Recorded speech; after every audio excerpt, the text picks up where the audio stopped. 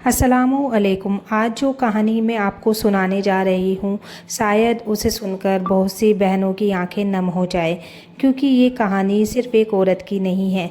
ये कहानी उन खामोश औरतों की है जो हर रोज़ मुस्कुराती तो है, लेकिन रात को तकिए में मुँह छुपाकर रोती भी हैं।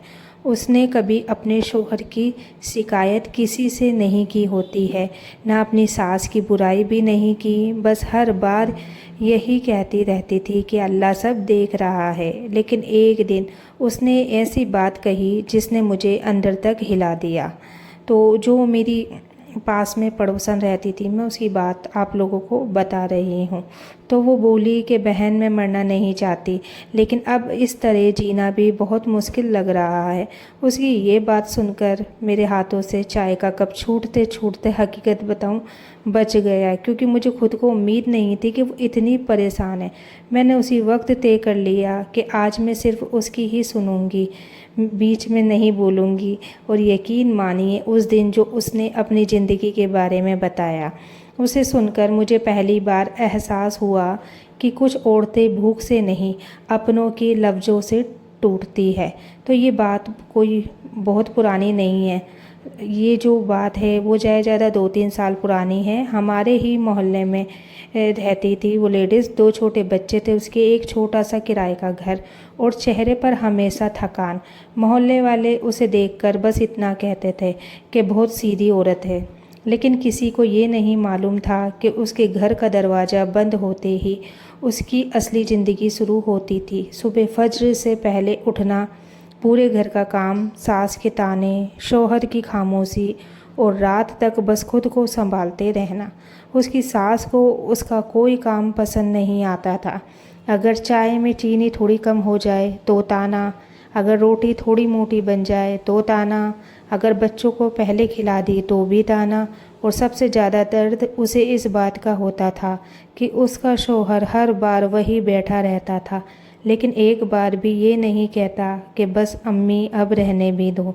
उसने मुझसे एक दिन कहा कि बहन, गैरों की बात उतनी तकलीफ़ नहीं देती जितनी अपने की खामोशी देती है। उसका ये जुमला आज भी मेरे दिल में वैसे ही मौजूद है। उस दिन मैंने उससे सिर्फ़ एक बात पूछी, तूने कभी किसी को बताया नहीं? तो वो हल्का सा मुस्कुराई, लेकिन वो मुस्कुराकर दर्द से भरी हुई थी। उसने कहा कि बहन, औरत जब पहली बार रोती है तो लोग तसल्ली देते हैं, दूसरी दूसरी बार रोती है तो मशवरा देते हैं, और तीसरी बार रोती है तो लोग उससे ही पूछने लगते हैं कि आखिर तुझ में ही कोई कमी होगी। उसकी ये बात सुनकर मैं खुद भी हैरान हो गई। सच भी तो है ना, समाज अक्सर जुल्म करने वाले से कम, जुल्म सहने वाले से ज़्यादा सवाल करता है। वो आगे बोली, मेरी सास को मेरा हंसना भी पसंद नहीं था। अगर मैं बच्चों के साथ बैठकर 2 मिनट मुस्कुरा देती तो कहती कि बहुत चैन है तुझे। काम ख़त्म हो गया, अगर बीमार पड़ जाती तो कहती हमने भी बच्चे पाले हैं, इतना नाटक कभी नहीं किया। और सबसे ज़्यादा तकलीफ़ तब होती जब मेरा शौहर ये सब अपनी आंखों से देखता, लेकिन कुछ नहीं बोलता। उसने कुछ भी नहीं बोलता। उसने एक गहरी सांस ली और कहा, जुल्म सिर्फ हाथ उठाने से नहीं होता है। कभी कभी किसी का दर्द देखकर भी खामोश रह जाना, उससे भी बहुत बड़ा जुल्म होता है। उसकी ये बात सुनकर मेरे दिल में उसकी बात उतर गई। मैंने देखा उसकी आंखों में आंसू थे, लेकिन वो उन्हें गिरने नहीं दे रही थी। शायद रो रो कर अब उसके आंसू भी थक चुके थे। फिर उसने कहा, तुझे पता है, एक दिन मुझे इतना तेज़ बुखार था कि मुझसे खड़ा भी नहीं हुआ जा रहा था, लेकिन फिर भी मैं किचन में खड़ी थी। सास ने कहा कि घर का काम बीमारी देखकर नहीं रुकता। मैं कांपते हाथों से रोटियां बना रही थी और मेरे छोटे बेटे ने पीछे से आकर मेरा दुपट्टा पकड़ लिया। वो बोला कि अम्मी, आप रो क्यों रहे हो? मैंने तुरंत अपने आंसू पोंछ लिए और उससे झूठ बोल दिया कि बेटा, आंख में मिर्ची चली गई। लेकिन उस दिन पहली बार मुझे लगा कि मैं अपने बच्चों से भी अपना दर्द छुपाने लगी हूँ। उस रात सब सो गए, लेकिन मेरी आंखों में नींद नहीं थी। मैं छत पर जाकर बैठ गई। चारों तरफ सन्नाटा था और दिल में बस एक ही सवाल था कि या अल्लाह, आखिर कब तक। उसी वक्त मुझे अपनी नानी की एक बात याद आई जो वो हमेशा कहा करती थी, जब दिल पर बोझ इतना बढ़ जाए कि किसी इंसान से बात करने का भी दिल ना करे, तब अपने रब से इस्तगफार करना, क्योंकि इस्तगफार सिर्फ गुनाहों की माफ़ी नहीं, टूटे हुए दिलों का सहारा भी बन जाता है। उस रात मैंने पहली बार किसी चीज़ की फरियाद नहीं की। मैंने सिर्फ इतना पढ़ा, अस्तगफिरुल्लाह अस्तगफिरुल्लाह। और यकीन मानिए, उस रात मेरे हालात नहीं बदले, लेकिन मेरे अंदर कुछ बदलना शुरू हो गया।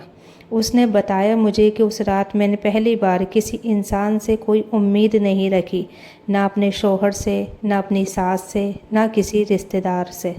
बस अपने रब से इतना कहा कि या अल्लाह, अगर मेरी कोई ख़ता है तो तू मुझे माफ़ कर दे, लेकिन अब मुझ में और सहने की ताकत नहीं बची। ये कहते कहते उसकी आंखों से आंसू गिरने लगे। उसने कहा, बहन, उस रात मैंने पहली बार महसूस किया कि मैं लोगों से लड़ते लड़ते अपने रब से दूर हो गई थी। सुबह हुई, सब कुछ पहले जैसा ही था। सास के वही ताने, शौहर की वही बेरुखी, रसोई के वही काम, कुछ भी नहीं बदला। लेकिन उस दिन एक चीज़ ज़रूर बदली। मैंने शिकायत कम कर दी और अस्तगफिरुल्लाह ज़्यादा पढ़ना शुरू कर दिया। पहले सिर्फ नमाज के बाद पढ़ती थी, फिर खाना बनाते हुए, बर्तन धोते हुए, आटा गूंथते हुए, बच्चों के कपड़े तय करते हुए, ज़ुबान पर बस अस्तगफिरुल्लाह अस्तगफिरुल्लाह। वो बोली, पहले मुझे लगता था मैं सिर्फ अल्फाज दोहरा रही हूँ, लेकिन धीरे धीरे मुझे महसूस हुआ जैसे मेरे सीने का बोझ हल्का होने लगा है। पहले सास की हर बात सीधे दिल में लगती थी, अब दर्द तो होता है, लेकिन पहले जैसी टूटती नहीं। मैंने उससे पूछा, और तेरे शौहर? वो बोली, वो वैसे ही थे। उसका मिजाज, उनकी बातें ज़्यादा नहीं बदली, लेकिन मैं हर रोज़ अल्लाह से यही दुआ करने लगी कि या अल्लाह, इन्हें बदलने से पहले मुझे सब्र और हिकमत अता फरमा। फिर उसने एक बात कही जो शायद इस पूरी कहानी की सबसे बड़ी सीख थी।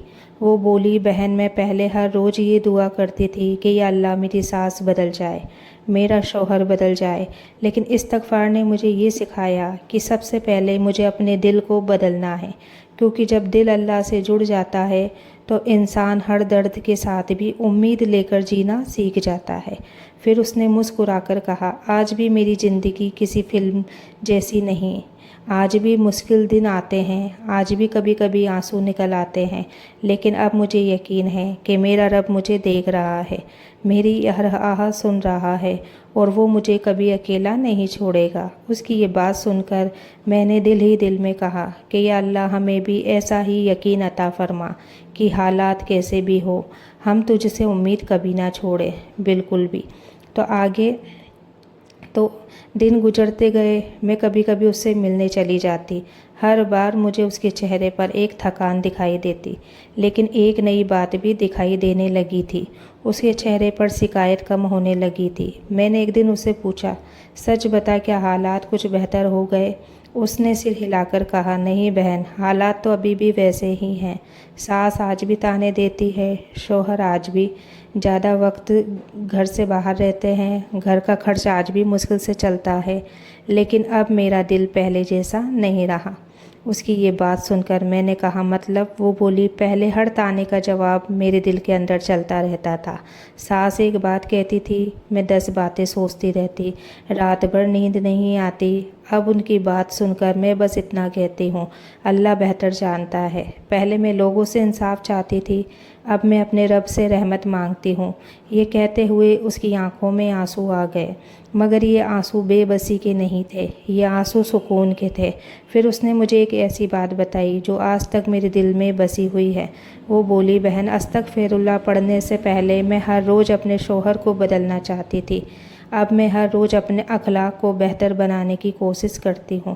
पहले मुझे लगता था अगर लोग बदल जाएं तो मैं खुश हो जाऊंगी और अब मुझे समझ आया कि दिल का सुकून लोगों से नहीं अल्लाह से मिलता है। उसकी ये बात सुनकर मैं कुछ पल तक खामोश रही, क्योंकि वो वही औरत थी जो कुछ महीने पहले ज़िंदगी से हार मान चुकी थी और आज वो उसी ज़िंदगी को सब्र के साथ जीना सीख रही है। तो आप सब देखिए अस्तगफिरुल्लाह की कितनी बड़ी फजीलत है।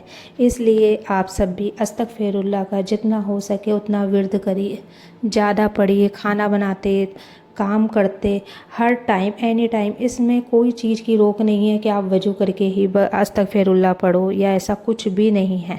आप बस दिन रात अस्तगफिरुल्लाह का विर्द करो और अपनी लाइफ में चेंजिंग आप खुद देखोगे। लाइफ चेंज होगी या नहीं होगी, लेकिन आप खुद बहुत ज़्यादा चेंज हो जाओगे, इसका मैं वादा करती हूँ। बाकी मिलते हैं अगली वीडियो में, तब तक के लिए अल्लाह हाफिज़।